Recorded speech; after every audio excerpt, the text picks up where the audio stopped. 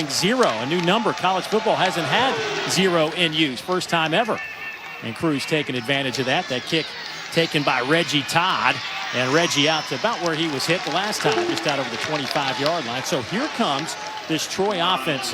This offense averaged almost 34 points per game last year, but that was under the direction of Caleb Barker. Now they go with Gunnar Watson, his first career start.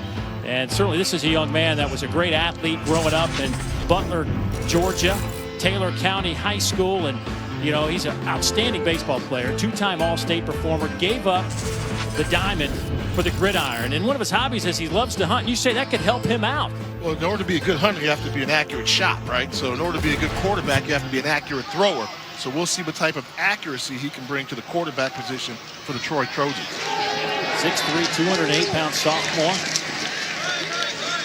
First play out over the 30-yard line. And so this Troy offense that certainly last year did all they could with 34 points a game. They averaged over 450 yards of offense. That was third in the Sun Belt, 20th overall. They had some defensive issues along the way, but this is an offense under the direction of their head coach Chip Lindsey and their offensive coordinator Ryan Pugh. They like to get up and go. Hurry up, to like to run a lot of formations and a number of plays, and it's all behind the quarterback position. Watson will keep it himself and try to slide for that first down, and he'll have it right around the 38-yard line. Gregory great down there. He'll get credit for that tackle. This Middle Tennessee defense last year, you know, had their moments, but they struggled as well, and certainly they struggled out of the gate against Army in week 1 a couple of weeks ago as that pass sails over the head of Reggie Todd. We got another no play there. They were blowing whistles while the play was going on.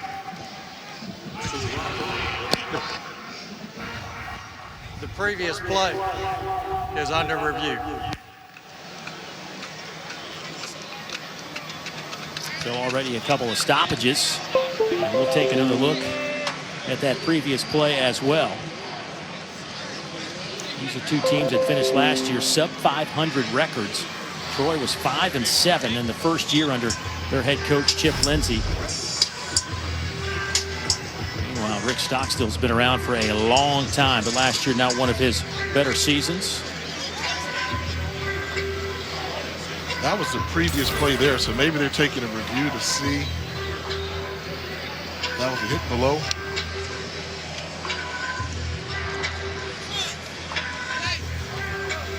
I'm wondering if they're taking a look to see on the play that might have been before that non-play, whether or not Gunnar Watson picked up the first down or not. But he gave up his run. So as a quarterback, it goes right where your bottom hits, where he gave it up, and they may be looking at that hit from number 3, Gregory Great, coming in there, possible targeting. Oh, that's what they're looking at. There was no foul for targeting on the play. The result of the play was a first down. To be 1st and 10 Troy. So both teams will have a chance to reset. As Middle Tennessee last year finished 4-8, their first losing season since 2011 under Coach Stockstill. He said they just had to flush that Army game out. I mean, nothing went well. This is a team that wants to run 80 plays a game. They ran 48. Defense was on the field too much.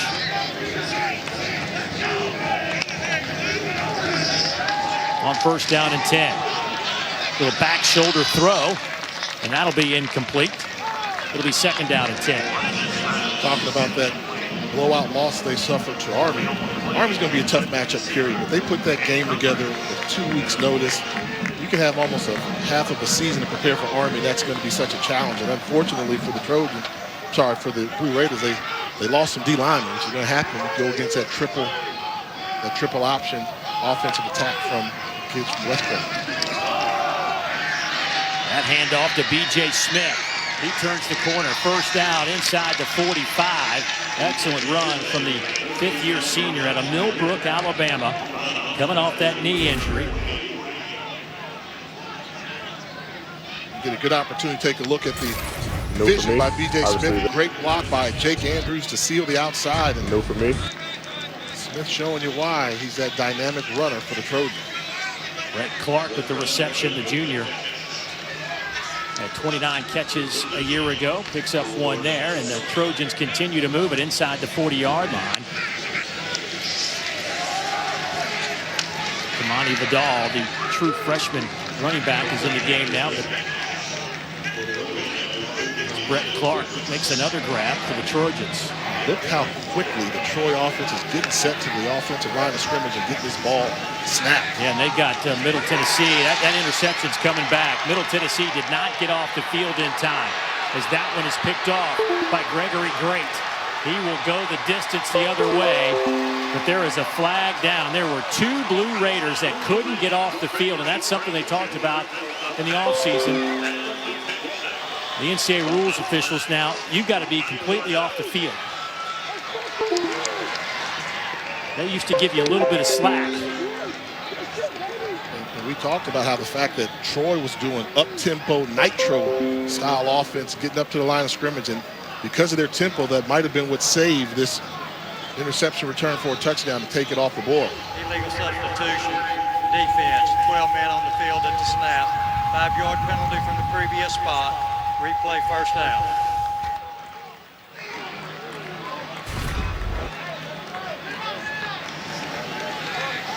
They called him for the 12 men off the field. You called it, Dave. There were two possible blue jerseys that should have been off the field on that play there.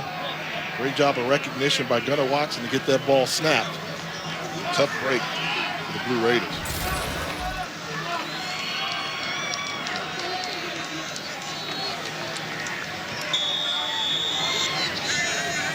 So it'll be first down and 5 now for the Trojans. Gunnar Watson played in 6 games a year ago.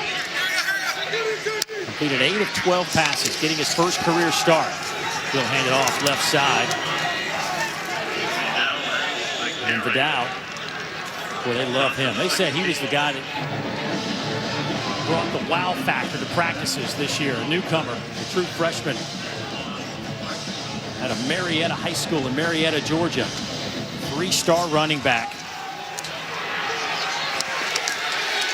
And down goes Gunnar Watson. Pressure got to him. He's dropped around the 25-yard line. Great job of coming from the outside. And Smith, they didn't recognize the protection. I think he realized that was his responsibility. Got him with the spin move, but didn't get rid of the football and took a sack. Raekwon Hartwood getting to the quarterback. Scott Schaefer, the defensive coordinator for Middle Tennessee, dials up another blitz. Watson is hit as he throws, but it's caught by Clark on the far sideline around the 6-yard line. That'll be close to the first down. And that was a big-time throw from Gunnar Watson. It'll be first and goal for the Trojans. They will hand it off to Kamani Vidal. No gain for him, so actually he might have lost a couple of yards in the process, so it'll be second and goal from right around the 8-yard line.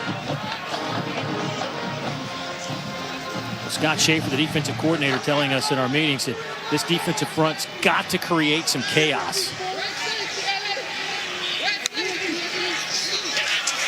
Good play.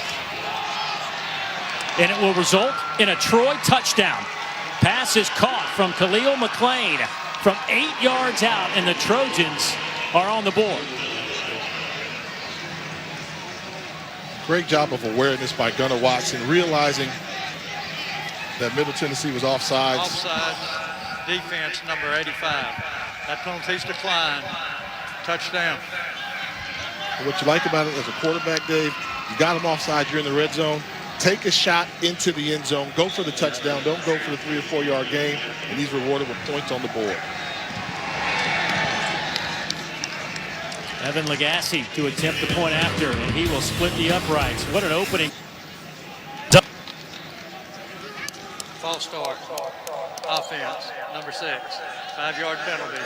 Second down. Rick Stockstill telling us this week that nothing went right for them. I mean, it was just a disappointment all the way around how that Army game transpired. Tried to flush that out of there. That's not who they are, what they're going to be, as he said. That one's a little bit behind. Pierce That'll be incomplete. Coach Stockstill now in his 15th year at Middle Tennessee. He's seen a lot in his time here in Murfreesboro. The more things change, the more things stay the same here in Murfreesboro, Tennessee. He's been with this program for a while, 15 years, and he's the heart and soul of this program. Like you said, he's seen it all and got an affection for this place. O'Hara will throw. Pass is caught. That's Pierce. He'll have the first down out over the 35 to the 37-yard line, so that'll move the chains for the Blue Raiders. And making it pay off right away. Jaron Pierce played the outside receiver last year. They moved him into the slot where he had more room to operate and reward him right away with a first down.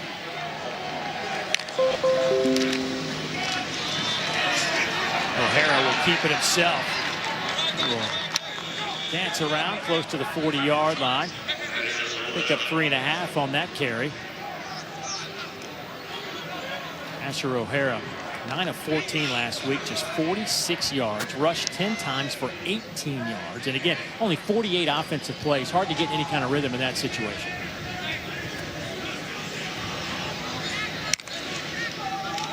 Four-man rush by the Trojans. Quick hitter over the middle. That's Jimmy Marshall. Love Jimmy Marshall. 6'5" target, 235 pounds. Get the ball in the vicinity and he can come down with a big catch for you. Led this team with 6 touchdown receptions a season ago. 3rd down and 2 coming up for the Blue Raiders. They were held to just 184 yards of offense in their opener. Flag is down as O'Hara leaps forward. Would have had the first down, but that'll be waved off.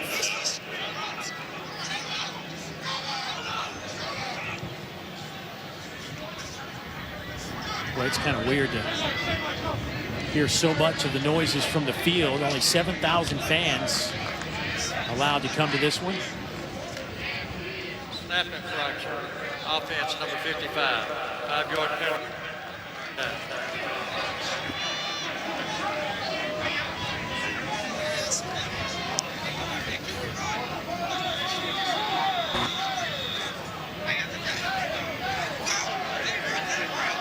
So now it'll be 3rd down and 7. You see some of those fans in attendance spaced out. 7,000. The tickets originally first come to the season ticket holders. They held 1,000 for students, included the band in that mix. Back shoulder throw, trying to hit Pierce, and that one is incomplete. Miscommunication between Pierce and O'Hara. Seemed as if O'Hara was throwing the back shoulder throw to Pierce. Pierce didn't break off his route, kept it going, and very fortunate that ball wasn't intercepted going the other direction. Kyle Olbrich will punt it away, and the junior, the redshirt junior, over at 46 punts last year, averaged a little over 41 yards a punt. He will stand at the 25. Kalen Geiger back to return this punt. Line drive that will go out of bounds. It's not going to be a long punt at all. We'll see where they want. Good looking trophy. 7-0 Trojans with the lead. They'll have the football. 2nd possession of the game. Quick hitter to the far side. Kamani Vidal. And that's great recognition by Gunnar Watson. You talk about being comfortable, knowing your protections. There was an unblocked linebacker coming from the outside. He knew that was a guy responsible for guarding Vidal. Got rid of the football, pick up the first down. Another quick hitter. On the far side of the field. That one is caught by Trey Effort. He played 10 games last year. Had a big game against Southern Miss when he had 110 yards receiving, 23 total catches a year ago.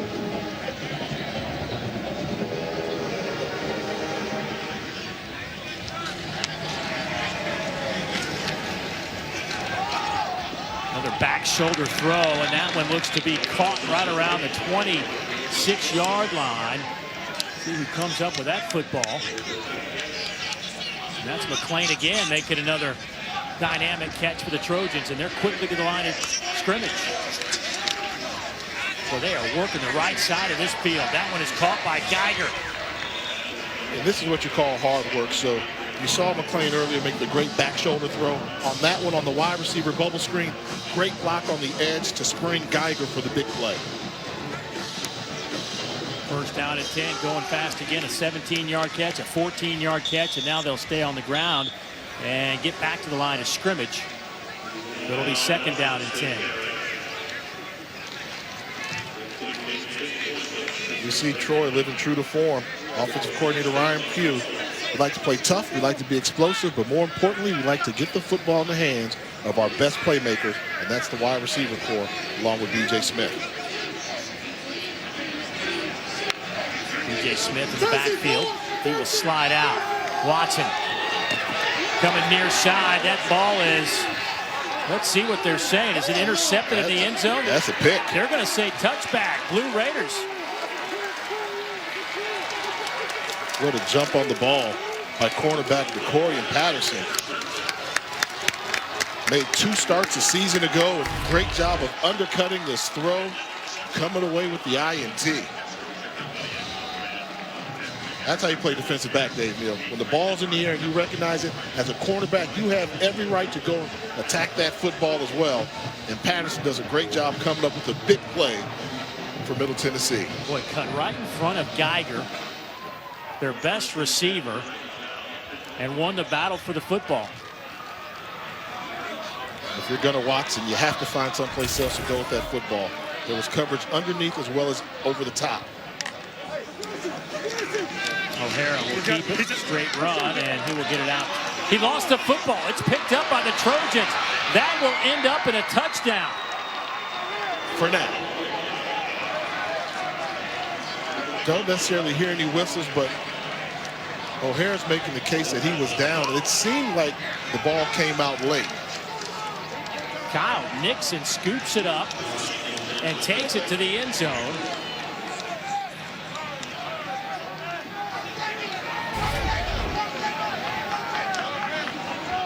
Middle Tennessee doesn't want to get off the field right now. Take a look at it. There's the hit. I think he was down, then it went with the turn and the rip. Is under review. The ruling on the field was a fumble recovered for a touchdown.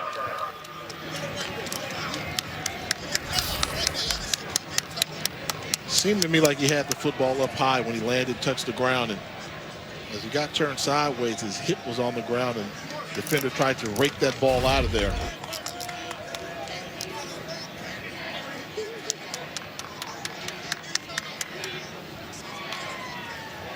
See right there, it doesn't seem like the hit jars the ball loose.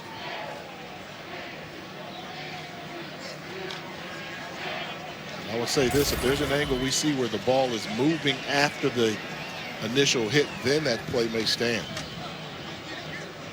Troy has been really good at creating turnovers. As a matter of fact, they've forced 103 since 2016. That's the 3rd most in the FBS. But we will wait and see if the Nixon scoop and score will stick. One play after the Gunnar Watson interception. Middle Tennessee trying to give it back to Troy.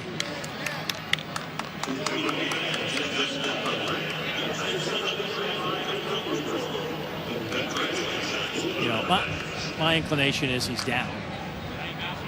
Got the ball, elbows down, that left side's down, and you know, give credit to the defense. You're doing what you're supposed to do. Put it in the hands of the referee or the replay official to overturn it. And again, the ruling on the field was a touchdown, so we got to have conclusive evidence to overturn what is on the field, and that summarizes the start for Middle Tennessee. Their head coach Rick Stockstill trying to figure this out right now. I think what you said is the key. They called it a touchdown on the field. Do we have enough conclusive evidence to say that it clearly was not a fumble? We know it was called a fumble on the field. And I don't know if you saw an angle there that you could say with 100% certainty would say it was not a fumble. This is going to be close. Troy had to, or excuse me, Middle Tennessee had to punt on their opening possession. Trying to get this offense into gear. They have not had much success through a game and a little bit over about a quarter here. And remember, they they were going to rely on a couple of running backs that transferred in. Martell Pettaway, a transfer from West Virginia. Amir Rasul, a transfer from Florida State. Thought they were going to have those guys in the backfield, but they opted out back in the beginning of August. Left them kind of in a lurch.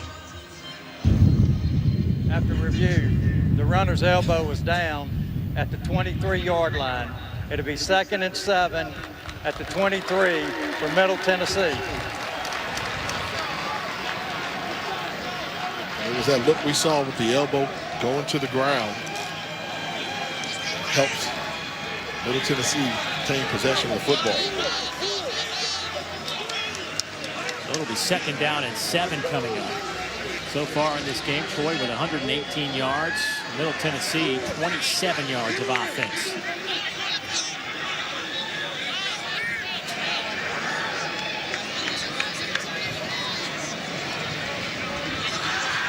Ton Mobley in the backfield wearing number 5 to the right of Asher O'Hara.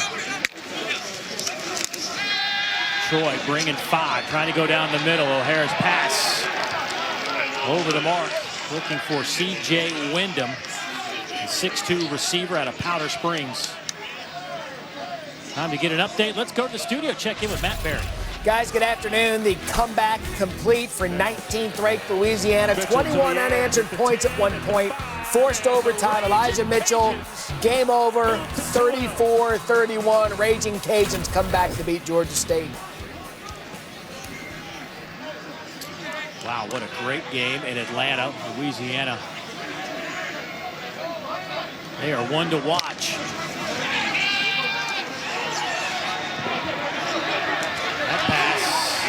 Incomplete. Knocked out of bounds before he could get a foot down. So now it'll be 4th down for the Blue Raiders.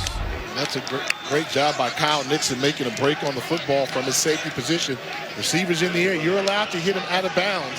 He does not allow that left leg to come down inbounds for the incompletion. Nice range by the safety.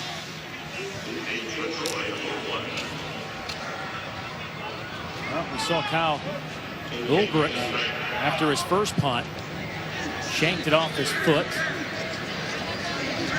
Had some anger issues on the sideline. See if he corrected it. This one is much better. They will go handoff to Kamani Vidal, and he breaks a couple of tackles, dances around, and he'll take it inside the 45 down to the 44-yard line. So a nice little run there from the true freshman out of Marietta, Georgia. A great vision by Vidal. Realized that was a run-stopping blitz from the outside, found a crease and picked up good yardage. He picks up 20, and Gunnar Watson will pick up 6 on that keeper. Set up 2nd down and about 4. And offensively, this Troy offense is really putting a lot of stress on the secondary of Middle Tennessee, spreading them out all over the field and hitting them with explosive plays, which is part of their arsenal. B.J. Smith comes near side. Watson under pressure and will throw it away. And he was outside the tackle box. And that'll get us back to the studio. Matt Barry. Guys, got a Rocket Mortgage studio update for you. Georgia Tech and UCF. Georgia Tech trying to take the lead again with their talented freshman quarterback Jeff Sims fumbles the ball. UCF comes up with it, but Georgia Tech moving the ball again into the first quarter over on ABC. Thank you, Matt. Georgia Tech with a eye-opening win in their opener against Florida State. Also a cutback from Reggie Todd. He'll take it inside the 30 down to the 28-yard line. That'll be a fresh set of downs coming up for the Trojans. And that's too easy. Yeah. I mean, that was a basic concept route. You clear it out, have a guy come underneath on the outside. They're pitching and catching it right now. That much separation. Get the ball to your playmakers. That puts a lot of stress on your defensive secondary when the quarterback's able to deliver the football that quickly to an open receiver.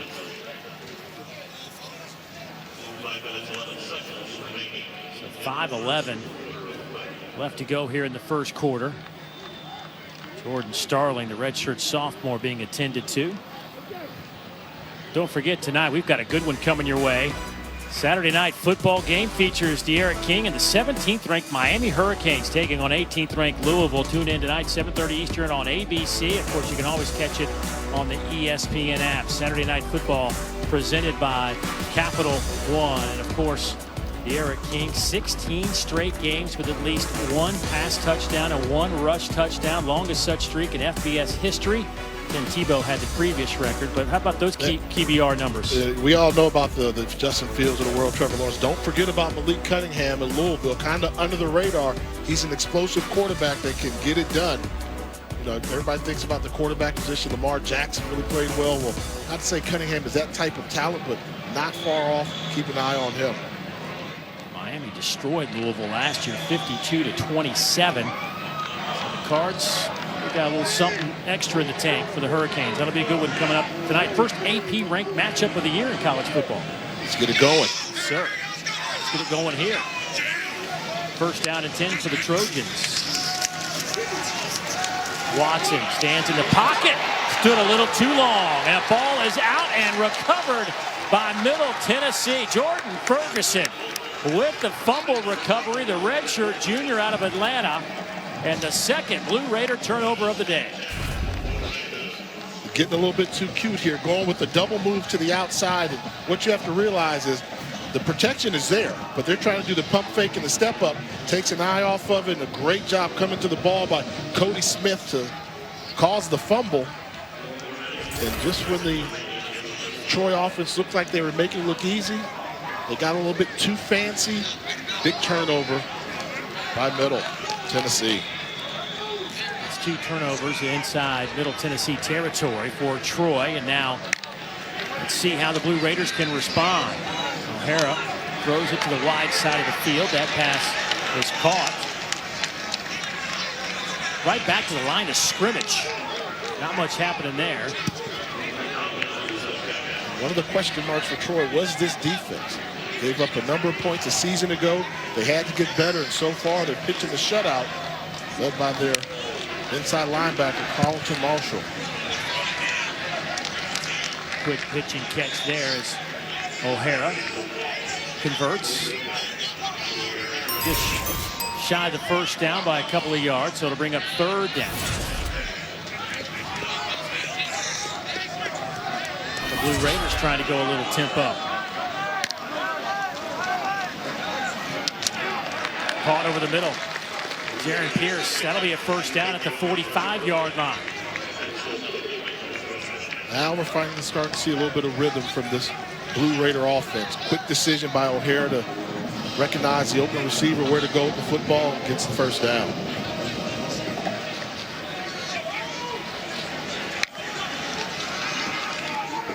Get it to Anderson, who turns the corner, and he is out of bounds. He'll spot it at the 43-yard line. That's another first down. So the senior out of Huntsville, Alabama, makes his first catch of the afternoon.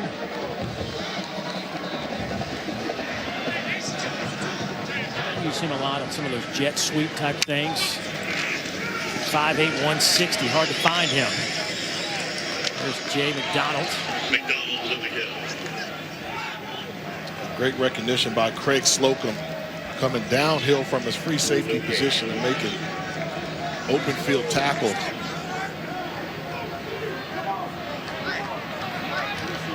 Always so tough when your quarterback is relied upon to be your running game.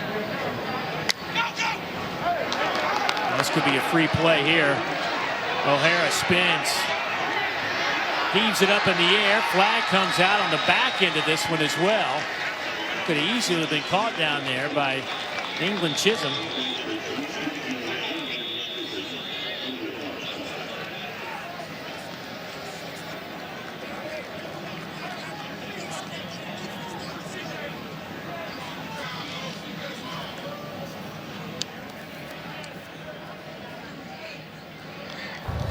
There are 2 fouls on the play. Offsides, defense number 9. That penalties decline. Pass interference, defense number 1. 15 yards from the previous spot, automatic first down. Here it's Dunlap, the redshirt junior corner. who coaches love. I think he's got an NFL type skill set. It gives up the 15 there. Tom Mobley in the game at running back, but they will throw it to Pierce. Dunlap's helmet comes off. He's going to have to step off the field for a play. That'll pick up 7. 6, so bring up 2nd down and 4 for the Blue Raiders. Take it to Mobley, and O'Hara's hit. Maybe lost a yard. Solomon, first one there for the Trojans. And this is Troy sticking true to their game plan. They're not going to get O'Hara get it going, run the ball. They said if he can beat us with some throws, we'll live with that. But every time they've tried to get him involved in the running game, there have been several Trojan defenders around the football. On 3rd down, no flags over the middle. Pass is caught there by Pierce again. It'll be 1st and goal for Middle Tennessee. Once again, we see the move of moving Jaron Pierce to the slot, paying off for the Blue Raiders, able to find a crease in the defense for the big play. 1st down and goal. Mobley in at running back. O'Hara keeps it himself, dives for the end zone. Touchdown, Middle Tennessee.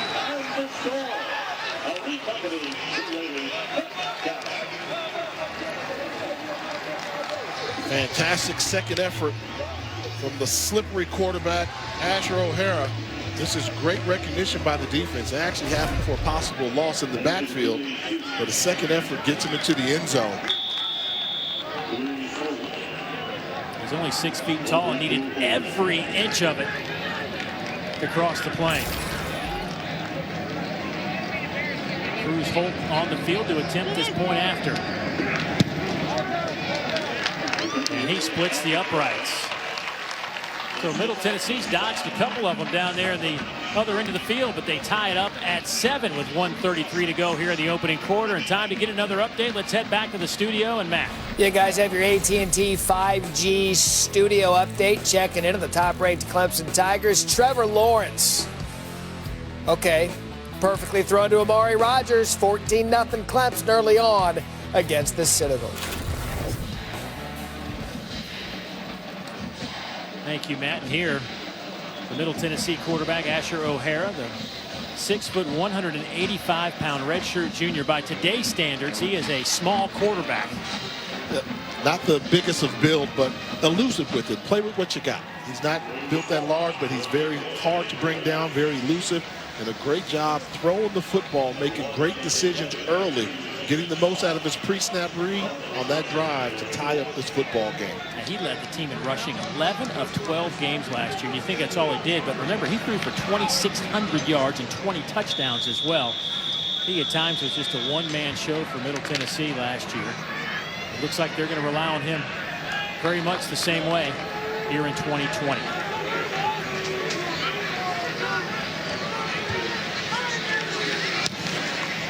Cruz Holt.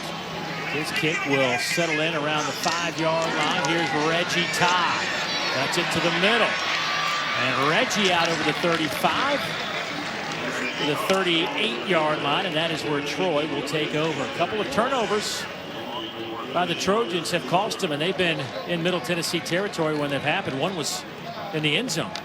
The offense has had the ability to move the football. You see there have been no 3-and-outs. 12-play drive, 6-play drive. But you see the yards they've picked up, but they have not been able to capitalize on the drive after that very impressive opening drive to start off the season. But some self-inflicted wounds there with the interception and the fumble. Darrell Watson, 10 of 13, 103 yards, a touchdown, and a pick in his first career start.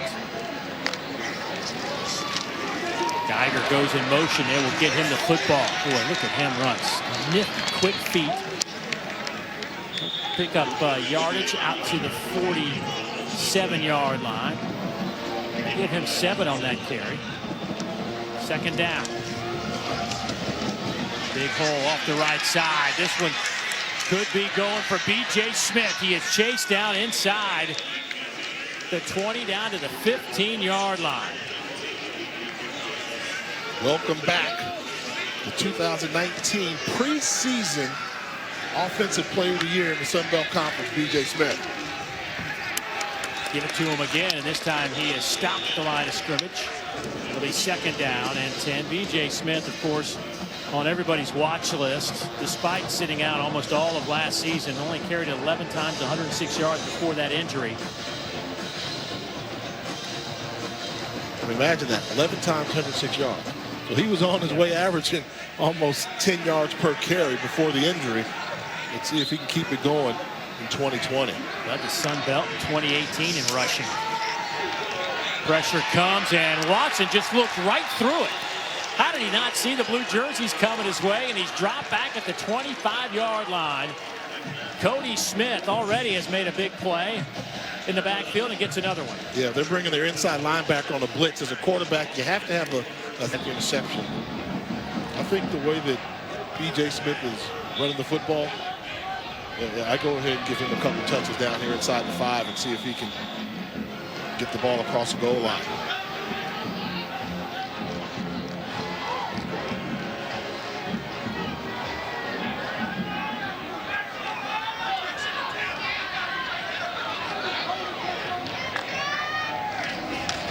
First and goal from the 5.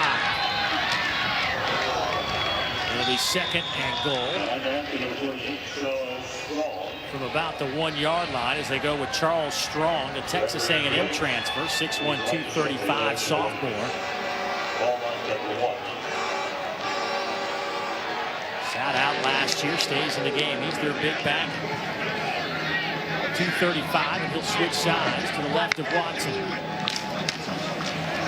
Give it to him again. And into the end zone goes Charles Strong.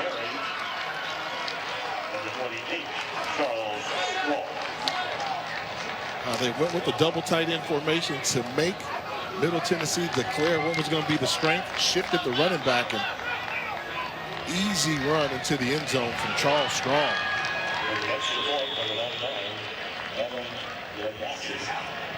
So Evan Lagasse to attempt the point after, and he will connect.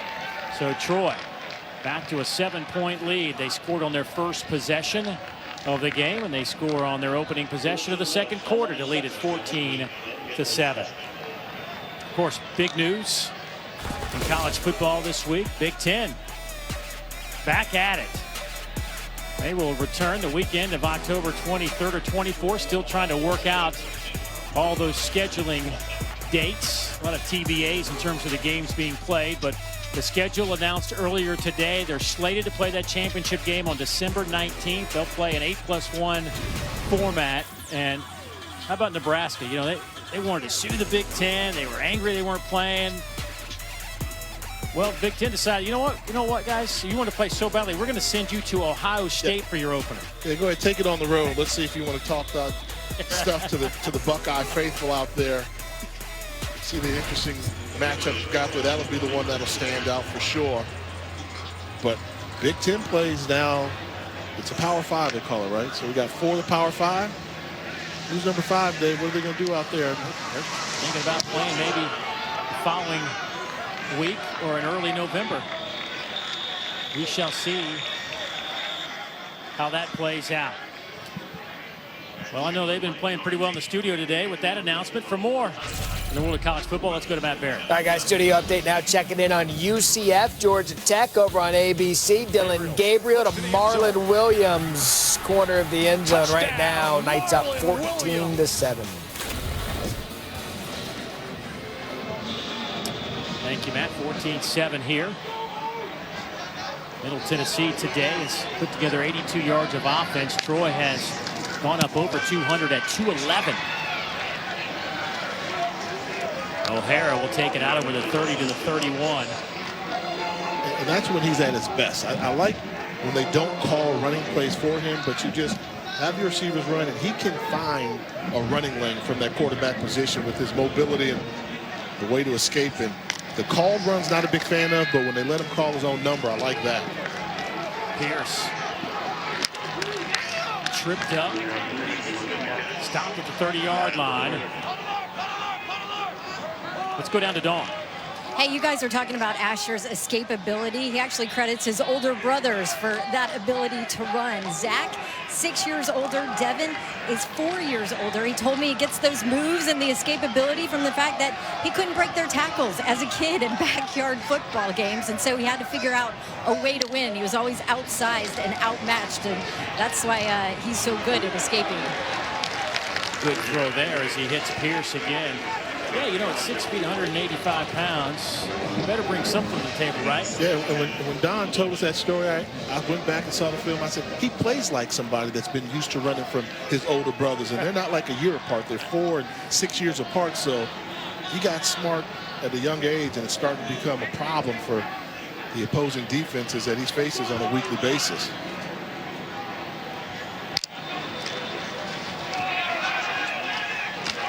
Oh, big collision around the 42-yard line. Brad Anderson, the little guy, flying into that hole, and he is popped right there.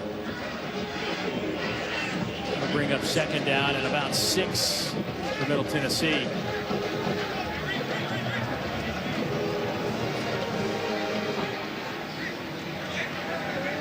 Donald in the game and running back.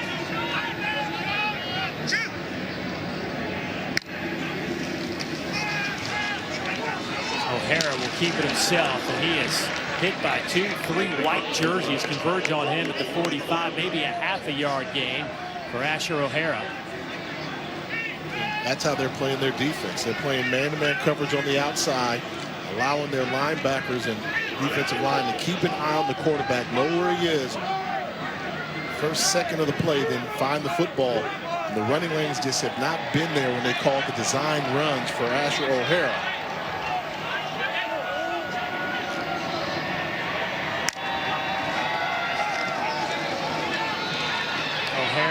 Trying to buy some time, lobs it up over the middle. It is incomplete. He was trying to hit Jaron Pierce again, and now it's 4th down. And it looks like Middle Tennessee wants to punt this one away.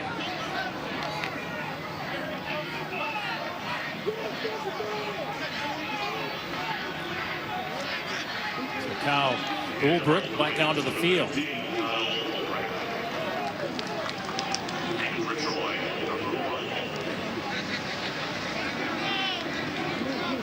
Dunlap will be back to return this punt around the 13-yard line.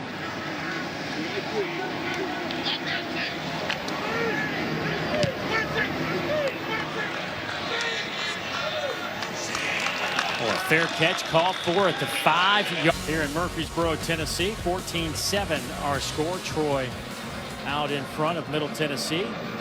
Rick Stockstill now at his 15th year as the head man at Middle Tennessee, which leads us to our Aflac trivia question. He's tied for the 6th longest tenured FBS head coach at his current school. Can you name who the longest tenured coach is in the FBS? Getting interesting. Tell you what, these days, 6 years might get you. We were just talking about Larry Blakeney. You know, when his run was over, it was 25 years, a quarter century at Troy. These kind of jobs are few and far between these days. So if he's at 15, how long is, I think somebody like a sleeper, like Liam Matsalolo at Navy, possibly one of the service academies. Saban's got long tenure as well. Well, you get to 10 years, you think the guy's been there forever. These days, Florida State, if you make it a year and a half, you're doing something. So 2nd down and 10 coming up. Stockstill, you can see even with the face covering, he's frustrated with the way his offense has performed to this point. They have racked up just 102 yards of offense. 80 through the air, 22 on the ground. 2nd down and 10. O'Hara, quick throw up hit middle, and that one is picked off. Intercepted by Craig Slocum, and he has got a convoy in front of him. Touchdown, Trojans.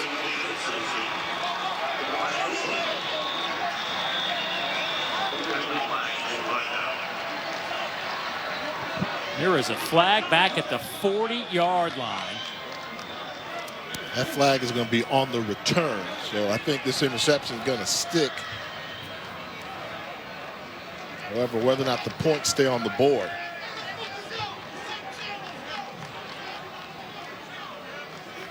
A former walk-on. Moved over from corner to play safety this year. Coaches say he works his tail off every single day and has earned the right to be a starter at free safety, and he just earned the right to pick off that pass from Asher O'Hara.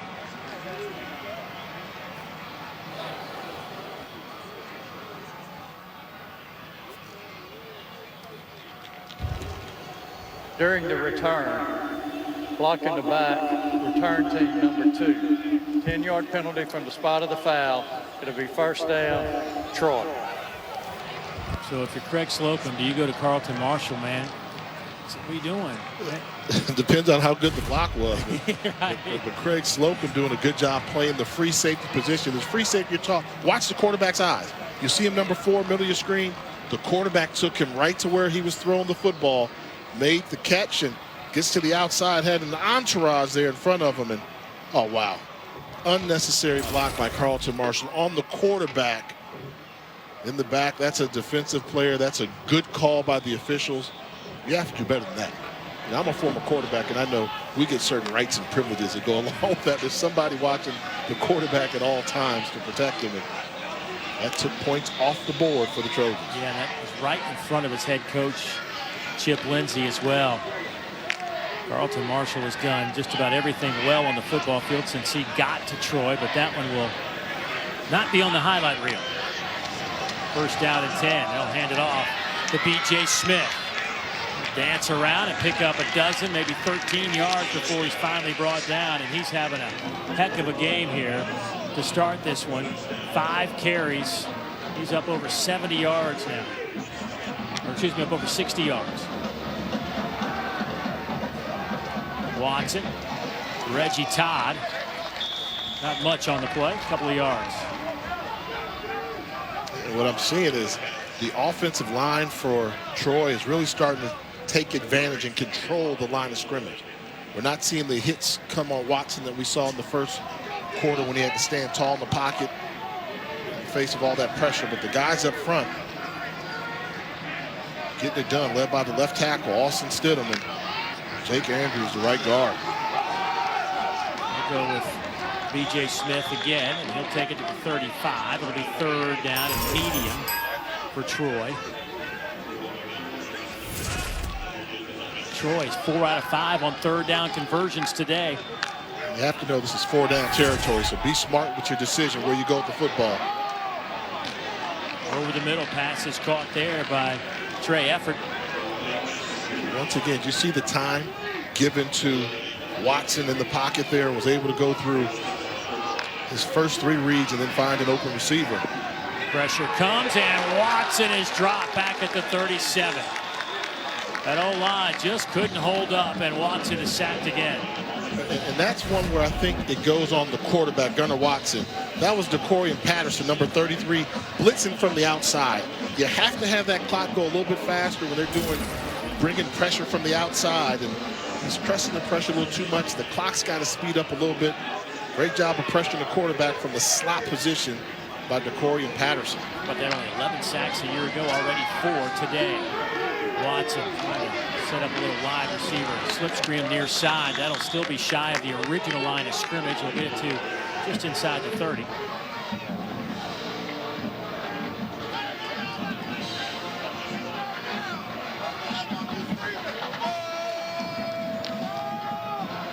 Getting this 3rd and long situation. Keep an eye on number 2, Reggie Todd. He lined up at the top of your screen. He's their 6'5" wide receiver that can go with some man-to-man coverage on him up top. Take a shot. Back shoulder throw, trying to hit Whittemore again, and that one is incomplete. So now it's 4th down and 13, and see what they want to do here from the 30-yard line. They're going to bring out Evan Lagasse.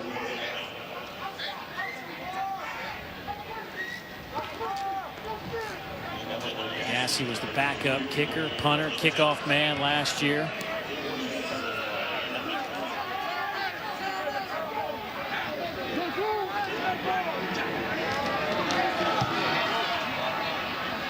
47-yarder is good for Evan Legassi, who takes over for last year's kicker, Tyler Sumter, who transferred to West Virginia. Welcome to the game, Evan.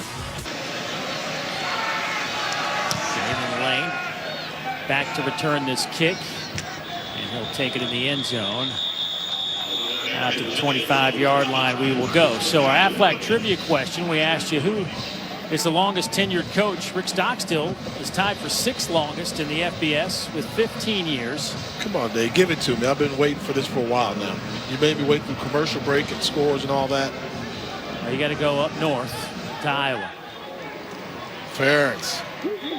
That's a surprise to me. I didn't think it would come out of a Power 5 conference, as I mentioned, but Iowa in the Big Ten, definitely Power 5. Great job, longevity, Kirk Ferentz. Well, the other guy that surprised me on that list has been at his school for 20 years. Was Gary Patterson at TCU. Hard to believe he's been there 22 decades for Gary. Man, and I've seen him make that transition from, just straight defensive guy where they had to go out there and just stop him from scoring to when they would light it up. O'Hara will fall across the 35 to the 36. That'll be a first down. But here's what that list looks like, led by Ferentz and then Gary Patterson. Frank Solich, 16 years at Ohio. Solid run there at Ohio. Whittingham at Utah. Yeah, so a lot of those other ones can make sense there a little bit, but 22 years by Ferentz and Gary Patterson at 20. O'Hara. This is caught. That'll be close to a first down. That will be a first down. They'll move the chains and set up a fresh set of downs now for Middle Tennessee, trying to get their offense going. What have you seen from them? Why have they not been able to get into sync today? Yeah, I think they've been behind the chains with their running game, so it's always been third and long. And when you take away the ability to run and throw the football from their offense, they struggle a little bit. And I also think it's been a lot of this. It's been, he's a mark man. O'Hara is a mark man in that backfield. And Troy's willing to say, we'll let you throw the ball, those wide receivers on the outside. But in terms of him running, they're taking a dual threat quarterback and trying to make him a drop back quarterback in this game if they're going to beat him. Think about their rushing game right now. They have carried it 11 times. O'Hara has carried it 9. Anderson has 1. Jalen Donald has 1. And that play right there, and I don't like to question OC so much, but when you've got a defense that's keyed on stopping the run, when you throw a swing pass, they're prepared to stop it. They're looking for everything short right away. So I think what you have to do is give them some misdirection, make them think you're running the ball, then go over the top, because obviously Troy is peeking in the backfield. Now it's 3rd down and long, 3rd and a dozen. They check to the sideline for a play update.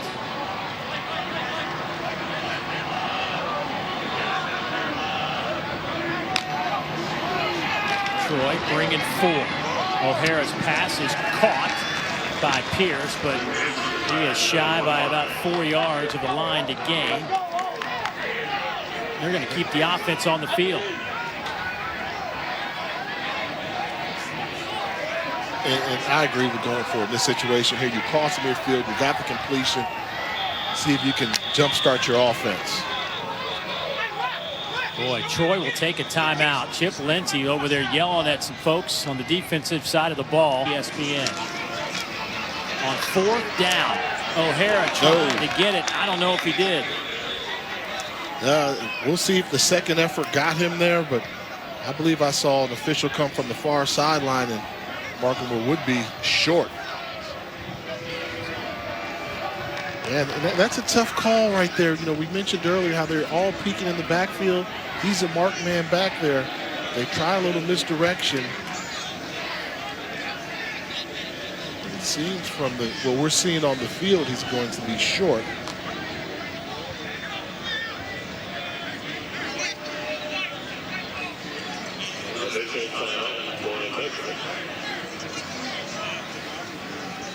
Boy, it's got to be tough if you're Asher O'Hara. Everybody's keying on you.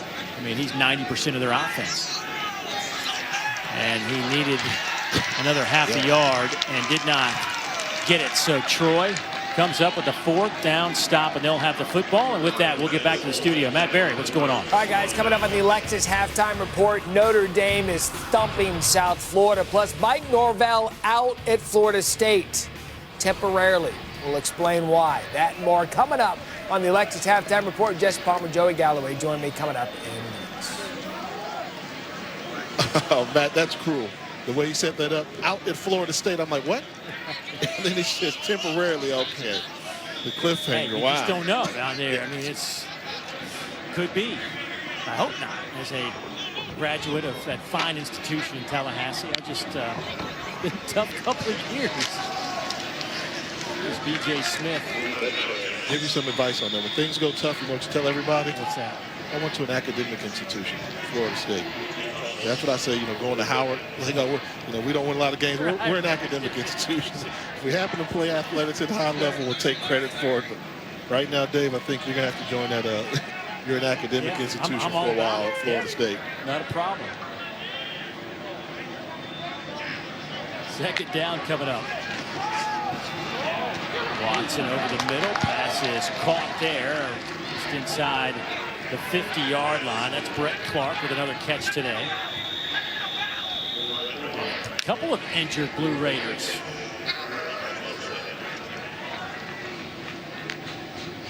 Blankenship pops up. His helmet came off in the process. He will head to the sidelines. Well, you don't want to lose him, the senior out of Athens, Alabama. Led the team last week in tackles, but he's on the Jim Thorpe award watch list. They call him the quarterback of that defense. Does so much for them. Thinks just like their defensive coordinator, Scott Schaefer.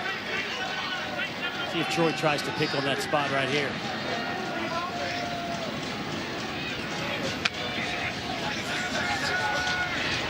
They'll go to Effort, who was just in motion. He'll have the 1st down at the 40.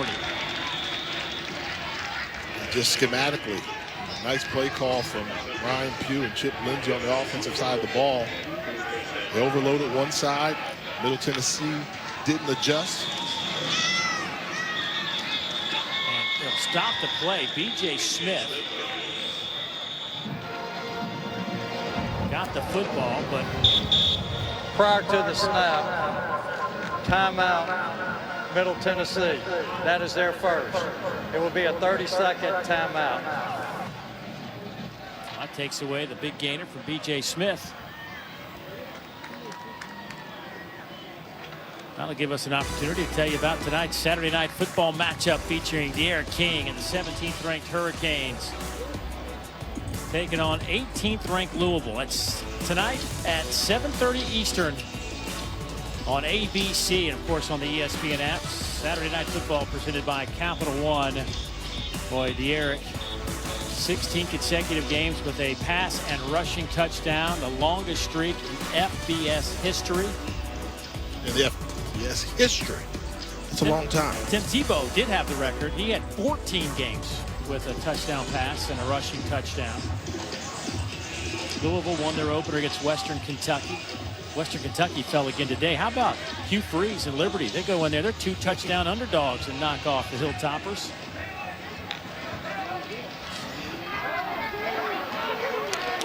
Quick pass to the outside. Effort wrapped up immediately and loses a couple of yards. So now it'll be 2nd down and a dozen. That's the 8th tackle for a loss behind the line of scrimmage for this Middle Tennessee defense. So they're able to make the big plays when needed to keep until their offense gets it going. They may need some more of those.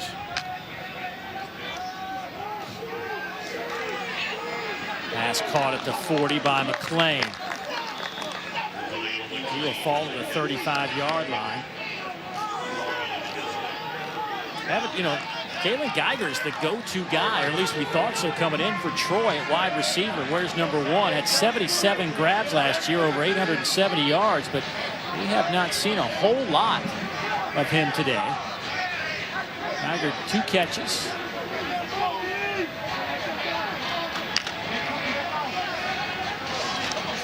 Three-man rush on Watson, and he'll throw it away.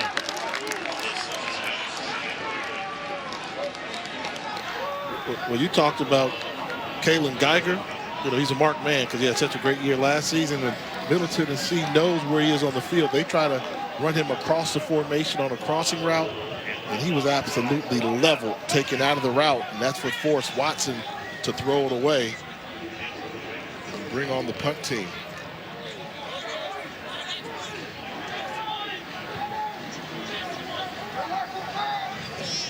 Legassi just hit from 47 a minute ago. This would have been about a 52-yarder, but they decide to get a little squib kick down there that'll be downed around the 5-yard line. And that'll back Middle Tennessee up. A long way to go for an offense that has been a little bit slow out of the gates today with just 132 yards of total offense this afternoon. Half of that came on one drive. At this point, the way that Middle Tennessee has played, they got to find the spark, and they're deciding to go with Chase Cunningham, the backup quarterback. Since O'Hare hasn't been able to get it done, they're going to go with Cunningham, former walk-on that earned a scholarship. Scout report on him, the difference. Got a little bit of a stronger arm than Asher O'Hare, so maybe they plan on trying to do some 2-minute offense and throw the football exclusively to Cunningham in the game. Sling it right out of the gates, and that one is dropped. DJ England Chisholm had it right in his arms and dropped it. Now Chase Cunningham, the redshirt junior from Knoxville at a Knoxville Catholic High School, came in last week against Army, played pretty well, went 7 of 10, 63 yards. But he also came in another game in relief last year against North Texas and played really well, almost led him to a comeback win.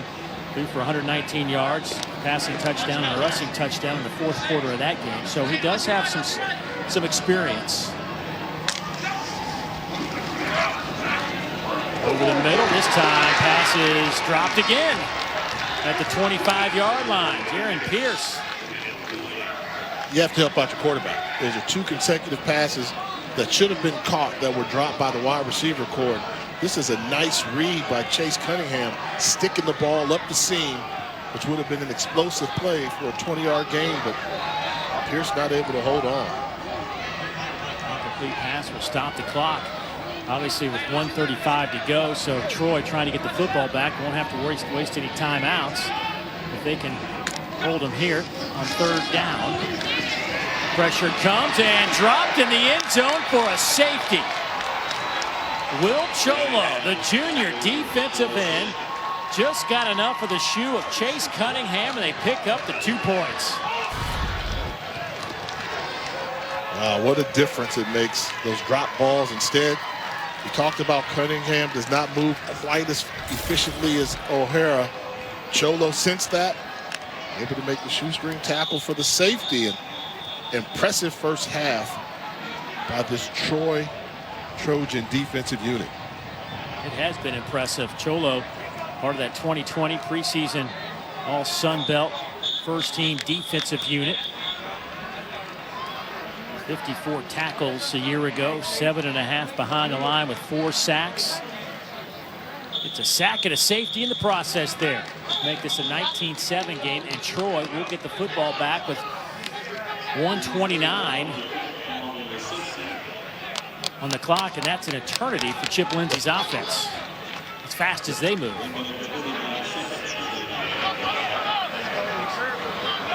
If you're Troy, you're on the road. You still want to keep the momentum going into the locker room at halftime. You've got a team at home, not playing well, struggling. You can steal some more points going into the halftime to put an exclamation mark on this first half. Will be even more impressive. Boy, the decision to punt that football by Chip Lindsey instead of attempt the 52-yard field goal played out pretty nicely. Reggie Todd out to the 40. And there's a lot of pressure on Middle Tennessee defensively right now. You're giving this Troy offense the ball around the 40-yard line, minute 20. You know they're coming out throwing. They've got 2 timeouts. You have to stop the bleed and come up with some big plays. And this is when you need somebody like your leader on defense, Reed Blankenship. Come up and make a big play. Put your defense in the right formation and see if you can cause some disruption and stop the drive. Geiger goes in motion. Watson throws it backward to Geiger. There was a lot going on that play, and they fooled a lot of people, except for Reed Blankenship. And that's going to show up as just a normal tackle on the stat sheet. But if he doesn't make that tackle, that's a huge play. Watson throws as he hits the deck. Pressure came from Jordan Ferguson, the junior out of Atlanta. Now it's 3rd down. 59 seconds to go before halftime. You're in 2-down territory here. If you're Troy, you want to punt it away before the end of the half. You got to look at the clock, see how much time's on the clock, if it's a completed pass or not. But I would think so. It'll be a 1st down after the big catch from Tez Johnson, the true freshman out of Pinson, Alabama. His first grab of the year is a good one that sets up Troy at the 41. Going up top, overthrowing Brett Clark. 2nd down and 10. They brought the pressure there. The outside linebacker, DQ Thomas, pardon me, get to the quarterback. Now, what I've noticed from Troy, anytime Watson gets hit, they like to slow down the defense with some type of screen pass, maybe a bubble screen or a slip screen. Try and catch the defense being aggressive. Back shoulder throw, nice grab. That is a catch inside the 30 down to the 28 for Khalil McClain. And that's just nice timing, great rhythm.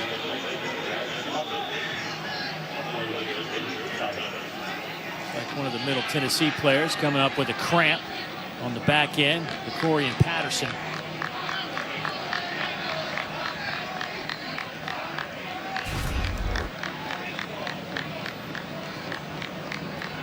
And look at the rhythm of this. Look at the location of the throw. Back shoulder. That's pretty hard to defend. I mean, the defender is always worried about the deep route, but when you can throw it on that back shoulder, 6'4" target, and McClain gets the feet down. You ever heard that little term? You know, that's pitching it and catching it. That's what they're doing right now with that play. 9 receivers have caught a pass today from Gunnar Watson. Coach is telling us this week that he's really good at that back shoulder throw. We've seen that a bunch this afternoon. Super accurate. You know, he was in a quarterback battle. I mean, it's a lot of guys coming at him. Jacob Free, the Vanderbilt transfer. Parker McNeil, junior college transfer, highly regarded JC transfer, was the junior college offensive player of the year in 2019. Beat them all out. That is incomplete, and that'll leave 34 seconds on the clock. And I like the adjustment from the Blue Raider defense. You want to keep throwing that back shoulder throw. They're giving them a look like it's man-to-man, but they rolled their safety, number 3, Gregory Great, over the top. So they're telling the cornerback, don't worry about the deep throw. We'll get you help over there. Oh, got him. Pass is caught around the 5-yard line. Khalil McClain with a heck of a catch. They'll spot it inside the 5 at the 3. Gregory Great was back there in coverage. Oh, wow. What a release by the wide receiver, McClain. Bump and run coverage. He used that size and just threw him to the ground. He was open for a long time and way to stick the throw. Hand off to Vidal, and nothing doing there, and Troy will take a timeout. 12 seconds on the clock. Timeout, Troy. Their Run second. it up inside. It will with be Kamani 30 Vidal. seconds.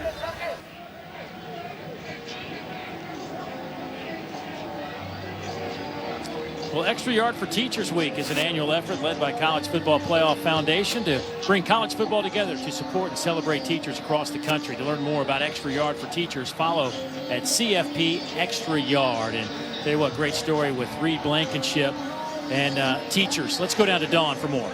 Yeah, guys, His mom, Sandra, was a teacher for almost 25 years, retired just last year. If you want to know where he gets his positivity from, it is from his mom. So she never actually had Reed as a student, but she would change schools from elementary to middle to high school to teach whenever he did, to make sure that she taught in the same building that he was in. Now, Reed told me they would sync up their schedules so that her work period would fall during his lunch period. They could eat lunch together every day. Said he cherishes those lunches they had together even more now that he's older. Young man who almost went to Troy. Coming out of high school, but wound up here at Murfreesboro, and they're glad to have him. Senior trying to slow down Troy right here as they look at a 2nd down and goal. Pressure comes from the edge, and it is batted down at the last moment by Brett Shepard. The senior out of Buford, Georgia. When they've been able to get to Watson, it's been when they brought the blitzing linebackers, when they brought Brett Shepard or Cody Smith, even the corner blitz with Patterson. But when you do that, you put your defensive secondary on an island. A lot of man-to-man coverage as they bring more pressure. 3rd and goal. Watson gets it off to the end zone. Touchdown. Khalil McClain from 5 yards out. His 2nd. Exclamation. That was a challenge on his defense. Keep him off the board. And this Troy football team has come in here into Murfreesboro, Tennessee, and dominated this Blue Raiders football squad.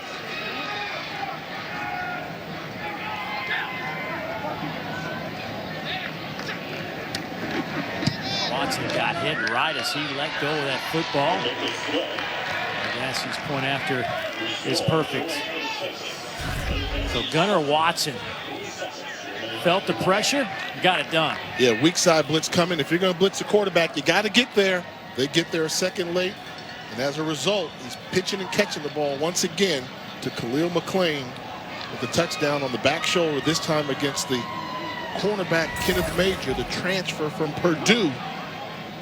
As we take a look at our first half stats, brought to you by PlayStation 5, and it was not very pretty if you're a Blue Raider fan. No, I mean, they gave up 317 yards of total offense and couldn't get it going in the run game. At times, they had one long drive, but take away that drive, and they really struggled. So you have to wonder what they're going to do to get some productivity.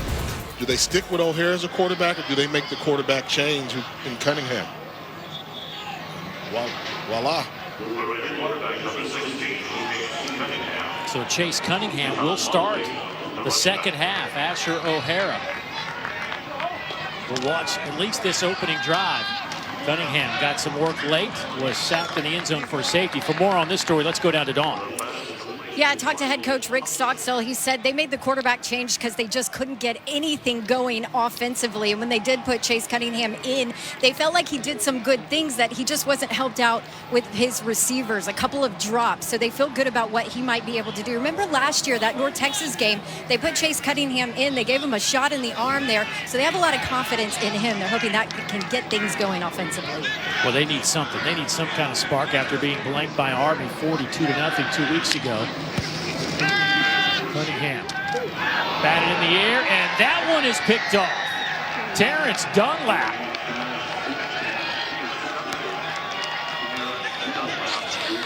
There is a flag back around the 17-yard line.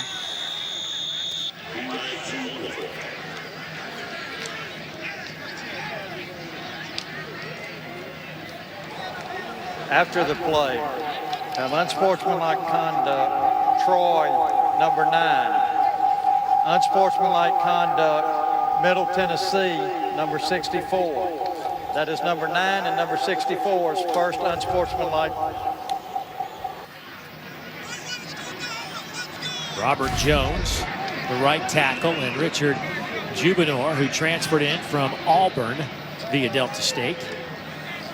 Look at the job there by the defense of Troy. You saw Carlton Marshall tip the ball in the air. Great recognition. The defensive back to make the interception, and things just can't get much worse for Middle Tennessee. Chase Cunningham gets sacked in the end zone for a safety toward the end of the first half, and then he comes out and Ball is batted in the air and intercepted. The opening possession here of the second half, and you can see the frustration in the eyes of Robert Jones, their senior right tackle. So Troy will start things off with a handoff with B.J. Smith. Smith, solid first half. He had 7 carries and 76 yards.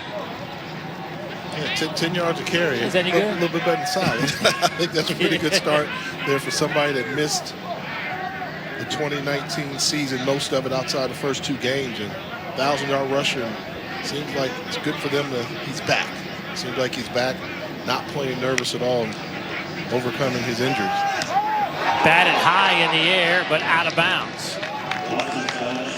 Brett Shepard again. That's the second time he's been able to get his hands up in the air and deflect the pass. And that's where the success or the good plays have come from for Middle Tennessee defensively. Cody Smith and Brett Shepard making plays behind the line of scrimmage, tipping balls, but the only downside you have to be worried about, those are your linebackers. So if your linebackers are playing that close to the line of scrimmage, it leaves you vulnerable in your secondary.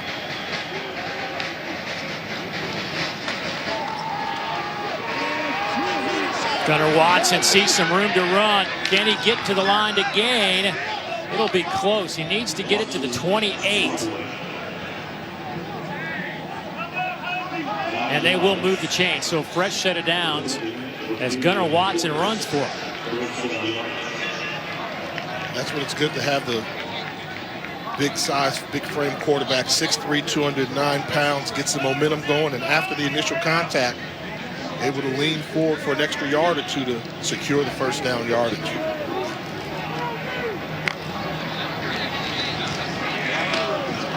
B.J. Smith. He's to the 25 and stopped right there.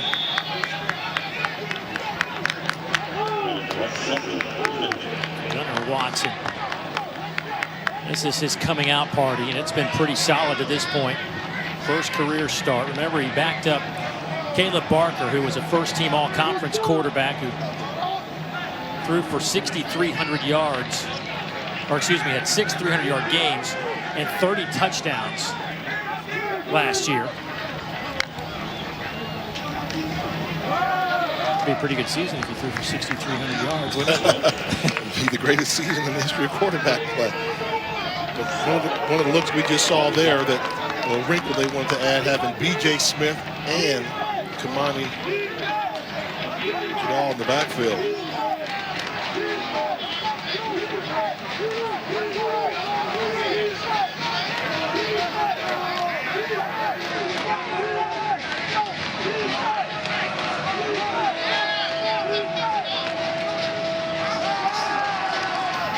Watson. Brett Clark just sits down, saw some room, makes the catch. And he'll be close to the first down. Thinks he has it, and they'll move the chains. And that's the predicament that Middle Tennessee finds himself in. You either blitz to get to the quarterback or he picks you apart. To the end zone. That one's batted away by Teldrick Ross, but a flag is down in the end zone.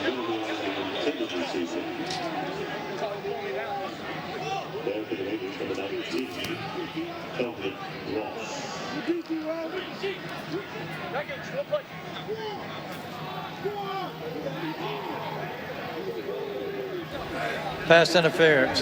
Defense, number 19. Ball will be placed at the 2-yard line. See, down in the end zone, they got caught up in a little exchange, and you can see the receiver trying to come back to the ball, and Ross has caught no man's land. I think it was that offhanded, might hand to hand on the jersey. Otherwise, that was just a tough break. So with the pass interference in the end zone, that'll set up Troy first and goal from the 2-yard line. Hand it off right side. They're going with the big back, Charles Strong. Strong already with 1 touchdown today. Out of Lake Butler, Florida, the Texas A&M transfer.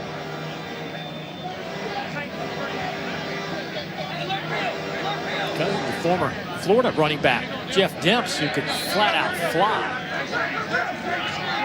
Look at this balanced pistol formation, and they overload to the right side. Ball's going there. And a big hole, but Strong is met and dropped there. Gregory Great came up to make an outstanding play defensively. His 6th tackle of the game, and that was a big one. So now 3rd and goal.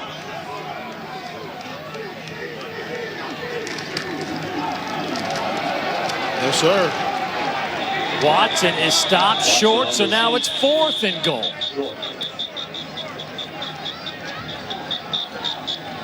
Keep that quarterback sneak. Once you get the ball, you got to get low. Once they stand you up, you're done. And when they stood him up right away, knew he wasn't going to make it, but good job by Poitras, number 90, the nose tackle. Stand him up and see if the big fella in the middle for Middle Tennessee can come up with one more stop here as they go for it on 4th down. Yeah, they're going to go for it on 4th down. Kamani Vidal in the game at running back. They go with Vidal. And there's the signal for the touchdown.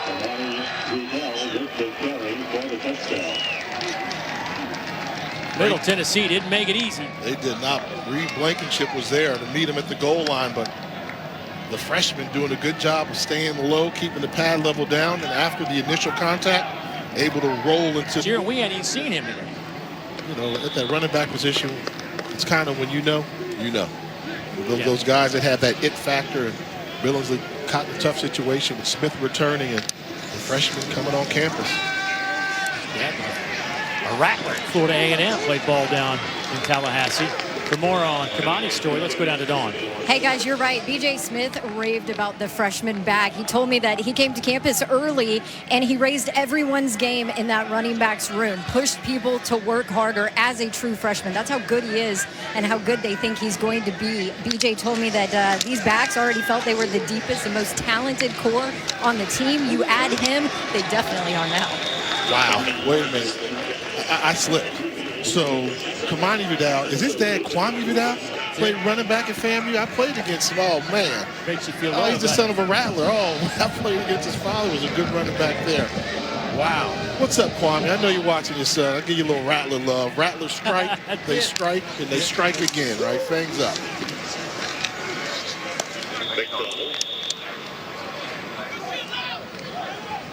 Middle Tennessee's got to find something. I don't know where you turn.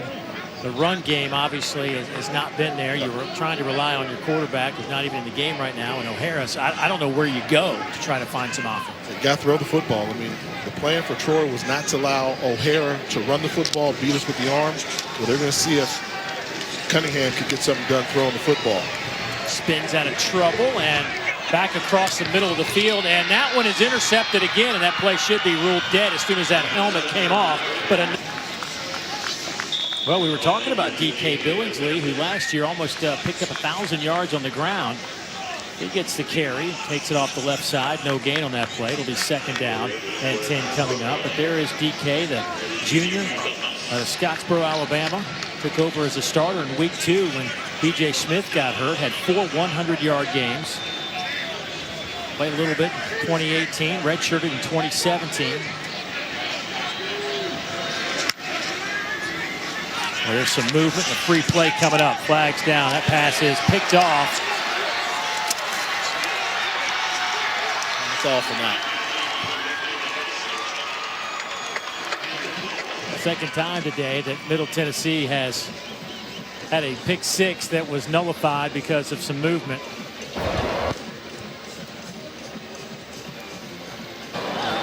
Offsides defense, number 91. 5-yard penalty from the previous spot. 2nd down. I'm only concerned about that is the defensive lineman Ferguson got such a jump on the snap count. They should have blown the whistle for safety sake. You got the quarterback's blind side there. He gets that far over there. I thought they should have blown the whistle and just moved the play dead. What they call that, unabated to the quarterback. Yeah.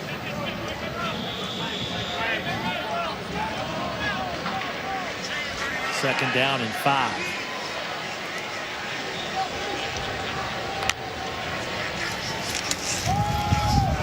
D.K. Billingsley off the left side, breaks the tackle. He'll have the 1st down. And, you know, I don't care what you say. It's got to be tough, right? You're the guy last year. I know he got the job because Obviously, B.J. Smith got hurt, but he really produced almost 1,000 yards on the ground. And all of a sudden, your third team, I mean, that's got to sting. It'll test your mental psyche. Yeah. But in the game of football, you're always taught in the locker room and training, stay ready. Stay ready. Football is a game where rarely does a running back make it all the way through the season without any type of injury. So if you've got 2 good runners, you're fortunate. You've got 3, that's a blessing. And I tell Billingsley, stay ready. Prove that you can do the job, and he looks very good here, running through arm tackles.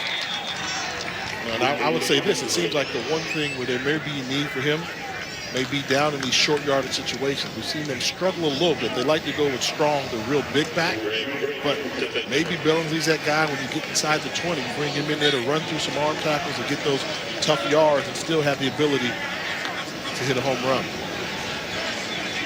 Now that pistol formation on first down and 10. They'll go with Billingsley again off the left side, and he'll be pushed out of bounds after a gain of 2. Cody Smith with another tackle from that middle linebacker spot.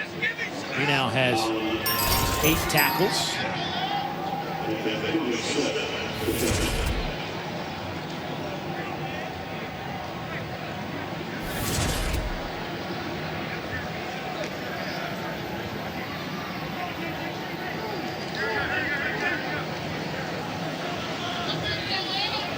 Gunnar Watson, 25 of 36, 230, and a couple of touchdowns.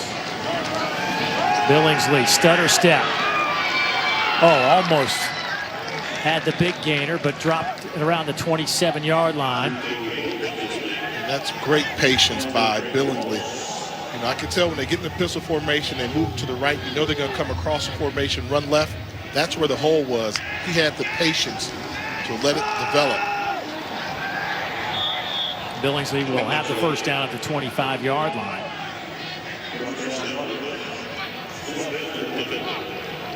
That was a good showing. Billingsley goes off the field right now to get a breather, but that was a good showing. Hard-nosed running, did his job, averaged 4.5 yards per carry. As you mentioned, he's the 3rd-string running back, but he may be playing himself into some more playing time. Monty Vidal checks back into the game at running back. They'll fake it to him, throw that way. There's Brett Clark, turns the corner, and he's inside the 10. They'll spot him down around the 7-yard line. It'll be 1st and goal for Troy, trying to get to 40. Good job by Reggie Todd, the wide receiver, sealing the edge for his colleague in the wide receiver corps.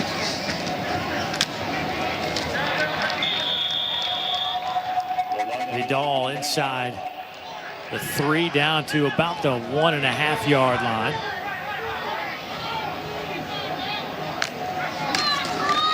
Whoa. Vidal breaks a couple of big hits in the backfield, falls forward, gets back to the line of scrimmage. That looked like Brett Shepard came in for a big hit. DeCorey and Patterson also. How did Vidal manage to get close to the line of scrimmage? There were 3 Blue Raider defenders in the backfield.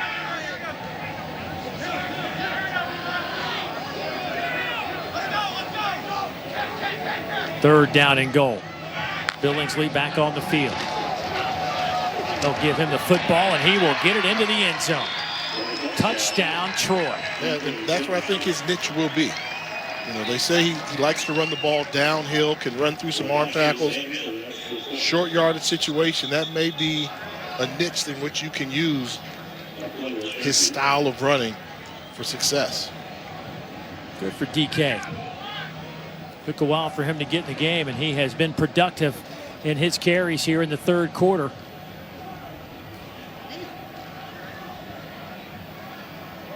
Looks like Gregory Great, who is down on the field for Middle Tennessee. Boy, it has just been a tough day if you're a Blue Raider. And that's great. It comes in there and hits on the shoulder, but that's good, tough running. How do you think the folks at Half Shell Oyster Bar and Grill are doing down in Troy? Tony Franklin pulled his entire offense together after that last possession. Talked to him and said, I know this feels like a nightmare that won't end, but we have to get through this. You got to find your passion. They went with Asher O'Hara here. He was up and down the sideline talking to his wide receivers, trying to find some kind of energy for this offense. Because I think, at this point, you're playing beyond this game. You're playing to see, do I have to make some wholesale changes, or do I have to shuffle the lineup, change some starters? So I think he's putting that challenge out there. Don't worry about the scoreboard. Go out here and play your best, and let's see if we do have some of the tools we thought we could have to be a productive offense. Middle Tennessee will have another open week, so it's play one, take a week off. Play one, take a week off, and then Western Kentucky on October 3rd. O'Hara stays on his feet out to the 23-yard line and dropped there. I tell you what, that's probably not a good thing if you're a player, right, to have another open week? After giving up another 40 points to it, another tough one. So, I think after the loss at Army, they kind of chopped it up towards Army. We weren't ready, short notice game. But this is one of those games where there are no excuses. Troy came out here and they won the battle of special teams. They won the battle in the trenches. Offense, defense. I think Middle Tennessee, they really have to do some soul searching if they want to turn around their 2020 campaign. Low line drive kick. Will settle down around the 39-yard line, and Troy will have it with 1:20 to go here in the third quarter. Hey, tomorrow on Sunday, NFL Countdown, the story of Tom Brady's arrival to Tampa, including that accidental home invasion, one of the great stories of the offseason. Plus, Randy Moss ranks the best catches from today's college football action. Kick off your Sunday morning with NFL Countdown at 10 a.m. Eastern on ESPN. You can't forget also, this is how it's gone for Tom Brady, right? Not only it was a pretty poor performance by his standards in New Orleans last week, but not only the house that he was renting from Derek Jeter just put it on the market for about $28 million. So now he's got to find another place to live. I did not know that. I think a lot of people just want to take a mulligan on this year 2020 so far. Montez Woods getting the carry. Player number 24. Freshman out of Gadsden, Alabama.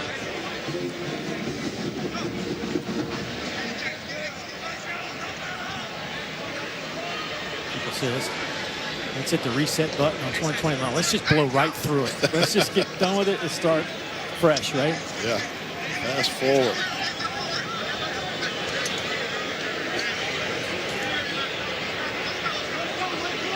Second down. As Woods moves to the left, he'll get the handoff, working the right side, and he is tripped up at the line of scrimmage. As we watch Troy play, it's like they look great. So when you talk about a program like Troy, obviously a member of the Sun Belt Conference, like how good can this team be?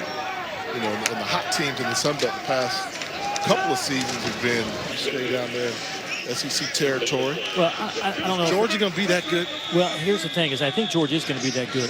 My question is Florida good enough now to beat Georgia and win an SEC Eastern Division championship? That to me is the question in the East. And Tennessee is going to be better.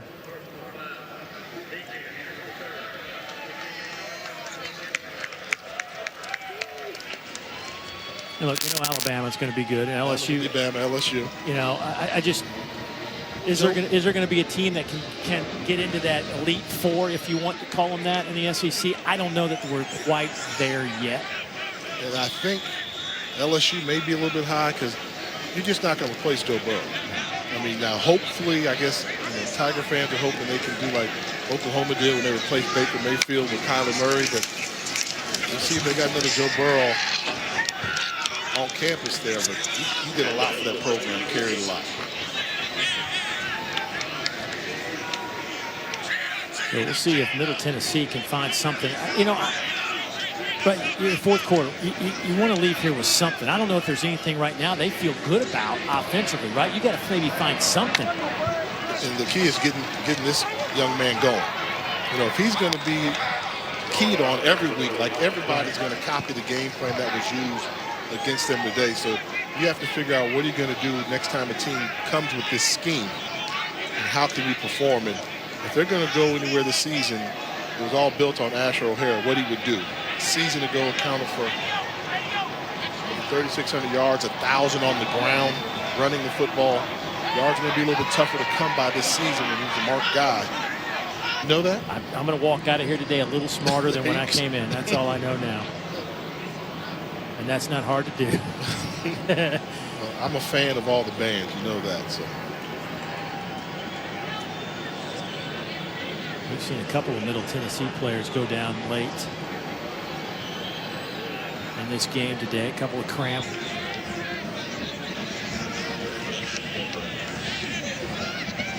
front leading the way, Bubba Hudson, Jake Andrews over on that right side of the offensive line. And we had a sense in that first half that they were starting to control the line of scrimmage.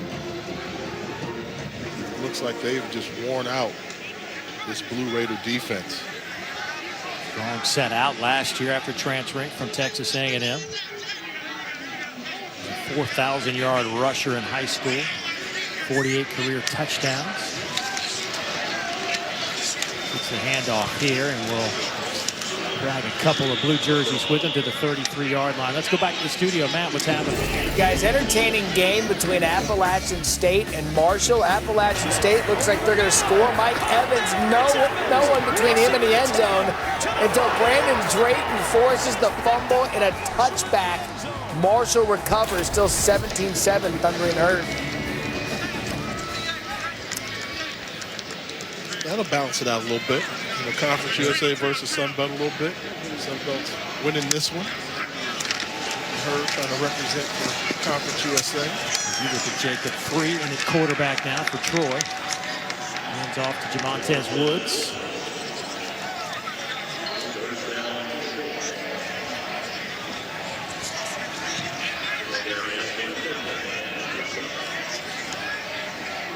It'll be first down and 10. Boy, it was some kind of week last weekend for the Sun Belt. Start thinking about some of the wins that they were able to pick up, garnering some attention from coast to coast. Sun Belt could be quite the league to pay attention to this year. Big hole up the middle. Woods almost able to take it to the end zone. You know, this college football. How about this? 3 teams from the Sun Belt going out there and taking on Power 5 conference programs, and the check is good. Everybody wants the bag. They want the cheddar. But give me the cheese and the W.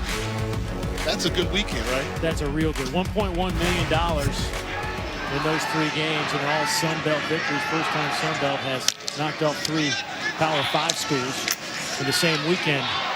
Is that caught for a touchdown? Wow. It will be. Jacob Free looked like he was going to lose the football, gets it away, and the touchdown by Troy. Tyler Hussey with the touchdown. The junior from Troy, Alabama, making a shoestring grab. I don't think that's how they drew it up in film study. I'm quite positive that's not how they drew it up, but hey, whatever it was, it gave the receiver enough time to make it to the end zone, and Free threw a strike. It was like a little crossover. A new quarterback as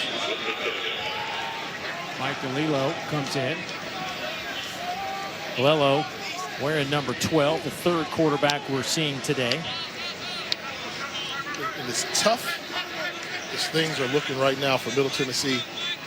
Every time I come back to Murfreesboro, though, I see so much potential here. I mean, the fact that location's big. You're located 30 minutes away from Nashville. You've got a on-campus stadium right here in the middle campus. Able to get to a number of states within a short period of time. Offsides, defense number 97. 5-yard penalty from the previous spot, second half. This is the part of the game where you're glad you have a flip card. Yes. they're emptying out the lineups and see who can play. And I'm all for this. Especially, you think about these kids and what's happened to them. Right, and Troy's even had to push their opening game back a few weeks. Their first game was actually postponed against Louisiana Monroe.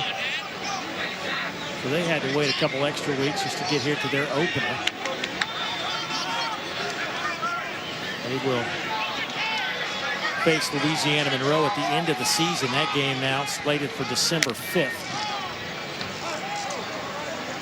Tell you what, they've got App State on November 28th. That's one to circle in your books if you're a Sun Belt fan. That catch is made there by Landon Morrell, 6'4" freshman.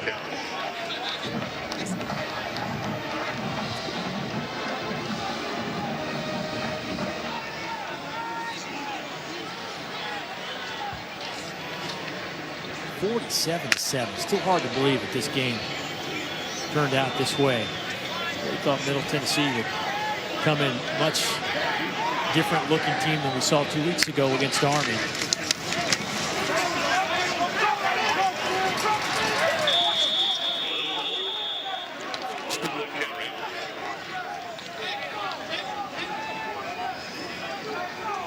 Let's get an update. Let's go to Matt Berry. All right, guys, we've got a game developing between Georgia Tech and UCF over on ABC. Jahmyr Gibbs, 33-yard touchdown. And UCF has just scored again, now up 34-14. I'll tell you what, under Jeff Collins, Georgia Tech is going to hang around a lot of games this year. There's one thing about his clubs. If you followed him, whether he was head coach or coordinating, guys play hard for him. Bezos, the true freshman out of Pensacola, Florida, with a big run. The young man rushed for over 2,000 yards and 20 touchdowns as a high school senior. 5'10", 221. Nice piece of running there, hard-nosed running, talking about playing hard. You're going to be on the football field, no matter what the score is, play hard in between the whistles. And as you mentioned, Pleasant, the freshman, nice frame. See the type of runner he develops into.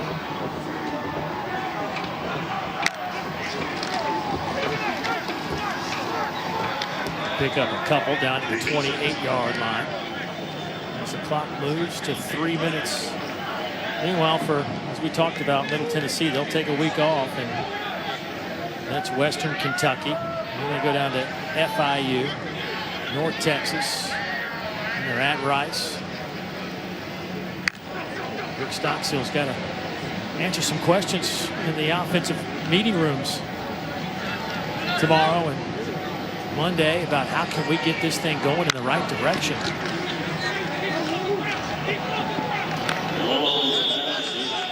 And this is the worst two-game stretch under Rick Stockstill in terms of point differential since he's been here 15 years. They lose 42-0 in their opener, and now they're down 40 here at home. You know, you have to say this, though. If somebody can turn this thing around, that knows the program, knows what needs to be done, then I'm betting on Rick Stockstill. Figure out it's been a tough two-game stretch. These are non-conference games as well. And all the unusual circumstances. But here's what you can say, in the past 10 years of Conference USA play, it's been wide open.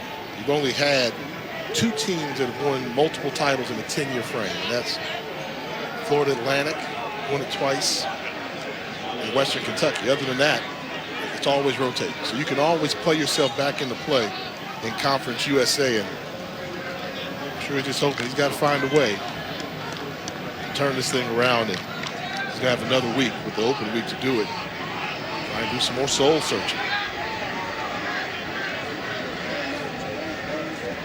Out on the far side, and that'll be a touchdown for Middle Tennessee. Jalen Lane with the touchdown, the true freshman.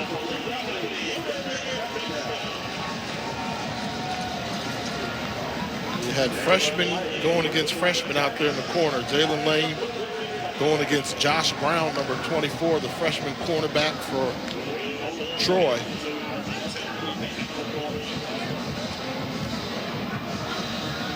A 28-yard touchdown reception. There you go. There's something to smile about. There haven't been a whole lot of those moments for the Blue Raiders today. 9 plays, 70 yards. You think he's happy? Mike DeLalo didn't think he was going to play today. Now he gets on the board with a touchdown pass. Had a touchdown pass his last time on the field. A little through the legs, behind the back, toss to the end zone.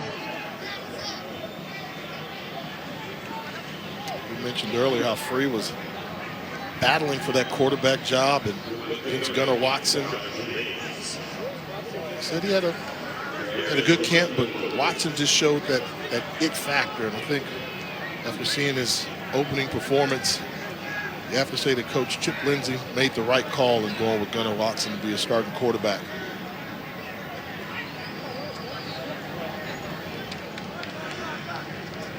Gunnar Watson's going to be good. I guess this Troy offense is going to be good. We knew that they always are. Could the defense hold up after game one? You say yes, they can. Obviously, a lot of football left to be played, but if they can just shave some of that. They gave up 34 points a game last year. They were averaging 33 on offense, right? That math doesn't work. Doesn't work. You shave 10 points off that defensive side. Now you're talking. 9-win ball club. Yeah. Be a 9-win ball club, and I think, you know, the job by Carlton Marshall, that inside linebacker, 126 tackles a season ago on a lot of the watch lists. Junior from Mobile, Alabama. He's one to watch. If you haven't seen him, he's a lot of fun, a lot of excitement there, and the speed and the improvement in the secondary will be the key. Will the secondary continue to hold up? Well, 498 yards of offense for the Trojans, 241 for Middle Tennessee, but the big number is on the scoreboard. And Troy just absolutely dominates Middle Tennessee. Rick Stockstill, Chip Lindsey shaking hands at midfield, but a good start to the 2020 campaign. These two clubs will see each other again later.